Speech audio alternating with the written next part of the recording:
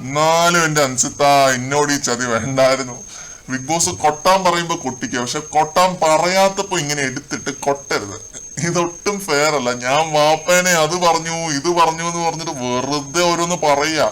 ഇത്തയായി പോയി ഓരോ. ആ റെസ്പെക്ട് കൊടുക്കുന്നത് കൊണ്ടാണ് തലയിൽ കയറി അവര് നിരങ്ങുന്നത്. നോറ ഇപ്പൊ പീപ്പിൾസ് റൂമില് ഒറ്റയ്ക്ക് ഇരുന്ന് പിറുപിറുത്ത ചില കാര്യങ്ങളാണ്. ഇത് സംഭവം എന്താണെന്ന് വെച്ച് കഴിഞ്ഞാല് അൻസിബ ഈ മോർണിംഗ് ആക്ടിവിറ്റി തകർത്ത് വാരി. Ansiba rocked every one shocked. അതായിരുന്നു അവസ്ഥ. നോറയെ ടാർഗറ്റ് ചെയ്ത് കുറെ അധികം കാര്യങ്ങൾ അൻസിബ പറഞ്ഞു. കരച്ചിൽ നാടകത്തെ കുറിച്ചും വീട്ടുകാരെ വെച്ച് പോലും ഗെയിം കളിക്കാൻ മടിക്കാത്തതിനെ കുറിച്ചും സ്വന്തം വീട്ടിലും അഭിനയിച്ച് നിൽക്കുന്നതിനെ കുറിച്ചും അങ്ങനെ ഒരുപാട് കുത്തുന്നുണ്ട് നോറയെ.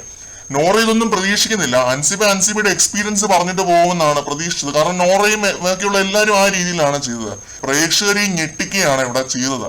ആ ഷോക്കിൽ നിന്നിട്ടാണ് നോറ ഇപ്പൊ ഈ പിറുപിറുത്തത്.